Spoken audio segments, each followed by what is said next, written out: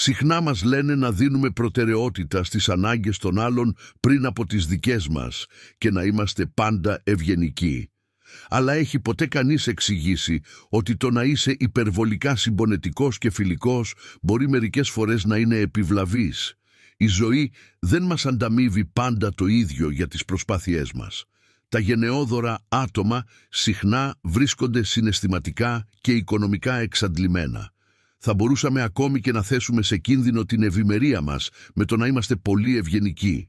Σήμερα θα περιγράψω 8 αρνητικά αποτελέσματα της υπερβολικής ευγένειας και θα μοιραστώ 4 προκλητικές στρατηγικές για να προστατευτείτε από το να σας εκμεταλλευτούν. Χωρίς άλλη καθυστέρηση, ας βουτήξουμε. Νούμερο 1. Θα έχετε πολύ υψηλές προσδοκίες για τους ανθρώπους. Οι στοικοί μας διδάσκουν να δεχόμαστε τα πράγματα όπως είναι και να αποφεύγουμε να βασιζόμαστε σε άλλους για ευτυχία. Το να δίνεις ανιδιοτελώς, χωρίς να περιμένεις πολλά σε αντάλλαγμα, μπορεί να βοηθήσει στη μείωση της απογοήτευσης και στην ενίσχυση της συναισθηματικής απόσπασης, οδηγώντας σε ένα πιο ήρεμο μυαλό. Ωστόσο, είτε το παραδεχόμαστε είτε όχι, είναι δύσκολο να είμαστε εντελώς ανιδιοτελείς. Όταν δίνουμε όλα όσα έχουμε, ασυνείδητα ελπίζουμε ότι οι άλλοι θα το ανταποδώσουν όταν τους χρειαστούμε. Με τον καιρό, οι άνθρωποι μπορεί να θεωρούν τη γενεοδωρία σας δεδομένη, υποθέτοντας ότι μπορείτε να χειριστείτε τις ευθύνες τους μαζί με τις δικές σας. Εάν παραμελείτε τις ανάγκες σας, γιατί οι άλλοι να πιστεύουν ότι μπορείτε να διαχειριστείτε τις δικές τους. Τελικά, οι ανεκπλήρωτες προσδοκίες μπορεί να σας κάνουν να νιώθετε εξαντλημένοι, απογοητευμένοι ή ακόμα και αγανακτισμένοι. Αντικειμενικά, οι άνθρωποι δεν σας απογοητεύουν απαραίτητα, δίνουν προτεραιότητα στις δικές τους ανάγκες όπως θα έπρεπε να κάνετε. Αυτό φυσικά οδηγεί στο νούμερο 2. Οι στόχοι σας δεν θα ληφθούν υπόψη. Νούμερο 2. Οι στόχοι σας δεν θα ληφθούν υπόψη. Οι στοικοί τονίζουν την αξία της λογικής, θέτοντας όρια και διατηρώντας την ισορροπία. Εάν βάζετε πάντα τους άλλους πρώτα, κινδυνεύετε να αποφύγετε οδυνηρές αλήθειες για τον εαυτό σας. Για παράδειγμα, πώς νιώθετε όταν είστε μόνοι για ένα Σαββατοκύριακο ή επιστρέφετε σπίτι σε ένα άδειο σπίτι. Μερικές φορές η συνεχής απασχόληση χρησιμεύει ως απόσπαση της προσοχής από εσωτερικές μάχες. Το να αγνοείτε τη φροντίδα του εαυτού σας, ενώ δίνετε προτεραιότητα στις ανάγκες των άλλων, επιδεινώνει μόνο τη συναισθηματική σας κατάσταση. Η φροντίδα του εαυτού σας είναι ένας ακρογωνιαίος λίθος της ευημερίας. Δεν μπορείτε πραγματικά να βοηθήσετε τους άλλους αν δεν είστε ικανοποιημένοι, ξεκούραστοι και ικανοποιημένοι. Περιποιηθείτε πρώτα τον εαυτό σας. Απολαύστε μια σοκολάτα πριν τη μοιραστείτε. Καθαρίστε το σπίτι σας πριν βοηθήσετε έναν φίλο και χαλαρώστε πριν δώσετε την ενέργειά σας. Νούμερο 3. Οι άνθρωποι θα περιμένουν μόνο από εσάς να δώσετε. Οι άνθρωποι είναι πλάσματα της συνήθειας. Όταν δίνεις με συνέπεια, οι γύρω σου προσαρμόζονται σε αυτή τη δυναμική, δημιουργώντας μια ζώνη άνεσης, όπου βασίζονται σε σένα. Αυτή η εξάρτηση μπορεί να οδηγήσει σε έλλειψη ενσυναίσθησης για τις ανάγκες σας, καθώς μπορεί να μην εκτιμούν αυτά που προσφέρετε ή να σας ενθαρρύνουν να φροντίσετε τον εαυτό σας. Χωρίς να θέσετε όρια, είναι πιθανό να προσελκύσετε άτομα που περιμένουν περισσότερα και δίνουν λιγότερα, διαιωνίζοντας έναν κύκλο μονόπλευρων σχέσεων. Νούμερο 4. Οι άνθρωποι θα σας βλέπουν ως αδύναμο. Ο στοικισμός μας διδάσκει τη σημασία του αυτοελέγχου και του καθορισμού ορίων για να κερδίσουμε τον σεβασμό.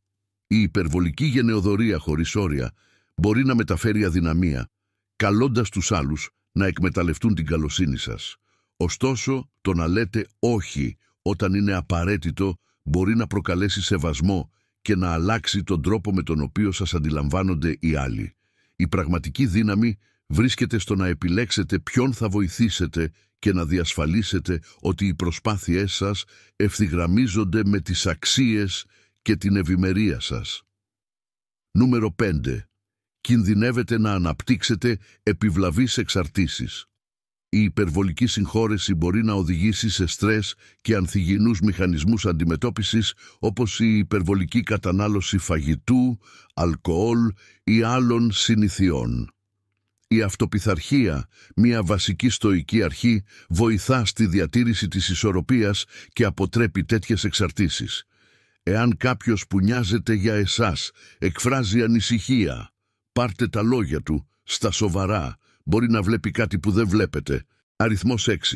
Θα προσελκύσετε λήπτες, όχι δωρητές. Όταν δίνεις υπερβολικά, η ενέργειά σου μειώνεται, μειώνοντας τη συναισθηματική και νοητική σου συχνότητα.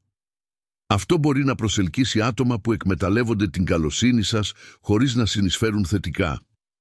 Προστατέψτε την ενέργειά σας θέτοντας σαφή όρια και περιβάλλοντας τον εαυτό σας με ανθρώπους που σας ανεβάζουν. Αριθμός 7. Οι άνθρωποι μπορεί να αμφισβητήσουν τα κίνητρά σας. Δυστυχώς, η συνεχής ευγένεια μπορεί να κάνει τους άλλους καχύποπτους.